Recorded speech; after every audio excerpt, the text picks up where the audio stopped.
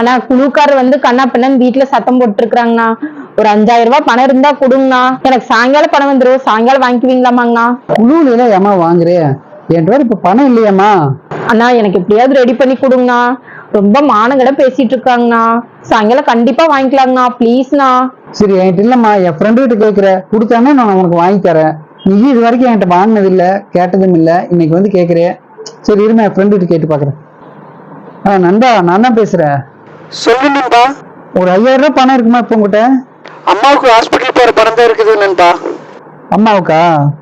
வேணா அந்த பணத்தை தர்றேன், நீ எனக்கு சாயந்தரம் கண்டிப்பா கொடுத்துரு. நாளைக்கு காலையில 10 மணிக்கு ஹாஸ்பிட்டல் அம்மாவை கூட்டிட்டு போகணும். சரி சரி, எனக்கு இல்ல, என் சிஸ்டர் ஒருத்தருக்குதா, ஃப்ரெண்டு தரேன்ட்டாமா, வாங்கிக்கலாம். சாயந்தரம் கண்டிப்பா கொண்டாந்து கொடுத்துருமா. அவங்க அம்மா ஹாஸ்பிட்டல் கூட்டிட்டு போறக்காக வச்சிருக்கிறான். இந்த சூழ்நிலையில அவன் கொடுக்க மாட்டான், நான் கேட்கங்காட்டி என் மேல இருக்கிற நம்பிக்கையில கொடுக்குறான். கொடுத்துரு சாயந்தரம். சரிங்கண்ணா, 4 மணிக்கு கண்டிப்பா உங்களுக்கு பணம் கொண்டு வந்து கொடுத்துட்றேங்கண்ணா. ரொம்ப தேங்க்ஸுங்கண்ணா. எங்கடா 4 மணிக்கு அந்த பொண்ணு கொண்டாந்து கொடுக்குறவனுக்கு? மணி 6 ஆச்சு, இன்னும் காண. போன் பண்ணிப்பா. என்னம்மா அமௌண்ட் 4 மணிக்கு கொண்டு வரணும், இன்னும் காண. ஃப்ரெண்டு வேற கேட்டானே, என்ன வேற? அண்ணா 4 மணிக்கு வர வேண்டிய பணம் வரலீங்கண்ணா. கண்டிப்பா நாளைக்கு காலையில 6 மணிக்கு வாங்கிக்கலாங்கண்ணா. அப்படியா? சரி, காலையில 6 மணிக்கு கண்டிப்பா கொடுத்துரு. ஏன்னா 10 மணிக்கு அவங்க அம்மா ஹாஸ்பிட்டல் கூட்டு போறேன்னு சொன்னா. நானே கொண்டு வந்துடுறேன் 6 மணிக்கு. சரிம்மா, சொல்லு நண்பா. அம்மாவை ஹாஸ்பிட்டல் கூட்டிட்டு போறதுக்கு வண்டி வந்துருச்சு, இன்னும் பணம் அனுப்பிவிடுக்கான நண்பா? இல்ல, 6 மணிக்கே கொண்டாந்து தர்றேன்னு சொன்னா. அப்படி இந்த பணத்தை நம்பித்தான் நான் இன்னைக்கு இருக்கிறேன் நண்பா. எப்படியாவது அனுப்பிவிட்டு நண்பா. சரி, நான் அந்த பொண்ணு கால் பண்ணி பாக்குறேன். அப்படி இல்லைன்னா நான் எப்படியோ ரெடி பண்ணி கொண்டாந்து தர்றாரு. சரி நண்பா.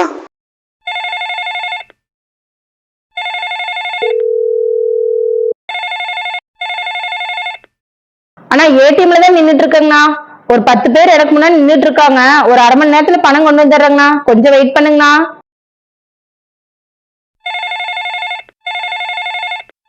ஒரு 5000 ரூபாய் கொடுத்து போட்டு 900 தடவைக்கு மேல போன் பண்ணியாச்சு. என்ன ஆளோ, சே, எடுக்காமையாவது விட்டுருவோம்.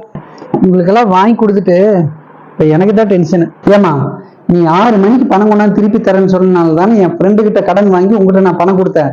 என் ஃப்ரெண்டும் அவங்க அம்மா ஹாஸ்பிட்டலுக்கு கூட்டிட்டு போற காசை என்ன நம்பி கொடுத்தா. நீ இன்னைக்கு தர, நாளைக்கு தர, ஐடிஎம் இருக்கிற, அப்படி இப்படி நிறுத்திட்டதுனால இப்ப அவன் ஹாஸ்பிட்டலுக்கு போறதுக்கு வழி எல்லாம் முடிச்சுட்டு இருக்கிற, பணம் இல்லாம. இதனால எங்க 2 பேத்துக்குள்ள இப்ப சங்கடம் ஆயிடுச்சு. இப்ப எதுக்கு வந்து சத்தம் போட்டு இருக்கிறீங்க? ஒருத்தர் வீட்டுல இல்லாதப்போ உங்க பணத்தை வந்து நான் தின்னு வர மாட்டேன், நான் கொண்டு வந்து கொடுத்துருவேன், போங்க.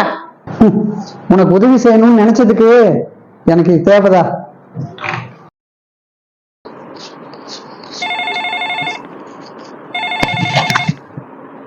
ஹலோ அண்ணா, எங்க அண்ணனுக்கு ஆக்சிடென்ட் ஆயிடுச்சுங்கண்ணா. 10,000 ரூபாய் கட்டினாதான் ஹாஸ்பிட்டல் அட்மிட் பண்ணுன்னு சொல்லிட்டாங்க. ஒரு 10,000 ரூபாய் இருந்தா அனுப்பிச்சு விடுங்கண்ணா, ரொம்ப அர்ஜென்ட்ண்ணா. உங்களுக்கு திருப்பி கொடுத்துட்றேங்கண்ணா.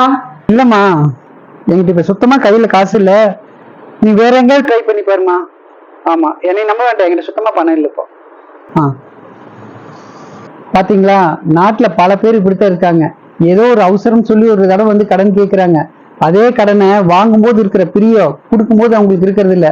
அவங்களையும் சங்கடப்படுத்தி நம்ம யார்கிட்டயாவது வேற ஒருத்திட்டு வாங்கி கொடுத்துருப்போம், அவங்ககிட்டயும் நம்ம பேரை கெட்ட பேர் பண்ணி விட்டு இந்த மாதிரி பண்ணிடுறாங்க. ஆனா அவங்களுக்கு இந்த மாதிரி கண்டிப்பா ஒரு எமர்ஜென்சி சூழ்நிலை வரும். அந்த மாதிரி சமயத்துல 1 ரூபாய் கூட வெளியில அவங்களால வாங்க முடியாது. மத்தவங்க கிட்ட நம்பிக்கையை சம்பாதிக்கிறது கடவுள் கிட்ட வர வாங்குற மாதிரி. இனிமேலாவது யாருக்கையாவது கடன் வாங்கினீங்க அப்படின்னா 10 நாள்ல தர்றேன், 15 நாள்ல தர்றேன்னு தர்ற டைமை கரெக்டா சொல்லிருங்க. இப்ப தர, நாளைக்கு தர, ஏடிஎம்ல இருக்கிற, பேங்க்ல இருக்கிறேன்னு சொல்லி உங்க மேல இருக்கிற நம்பிக்கையை நீங்க கெடுத்துக்காதீங்க. இந்த மாதிரி நம்பிக்கை இழந்துட்டீங்க அப்படின்னா ஒரு இக்கட்டான சுச்சுவேஷன்ல வேற யாருக்கிட்டையுமே எந்த உதவியும் உங்களுக்கு கிடைக்காம போயிரு. அதனால பாதிக்கப்படுறது நீங்க தான்.